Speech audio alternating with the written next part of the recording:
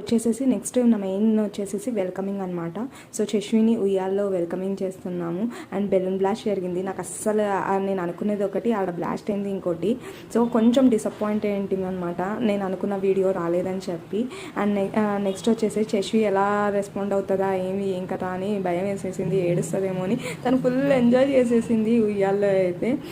బాగా అన్నీ చూస్తుంది, అబ్జర్వ్ చేస్తుంది అక్కడ ఇక్కడ అని చెప్పి.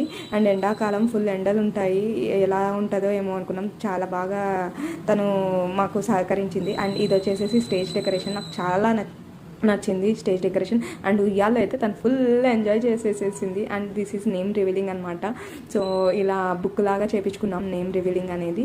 సో ఇక్కడ చశ్వి నేమ్ రివీల్ అనేది అవుతుంది. నా శారీ ఇన్ మేకప్ ఎలా ఉందో కమెంట్ సెక్షన్లో కమెంట్ చేయండి. Thank you. Please like and subscribe to my channel.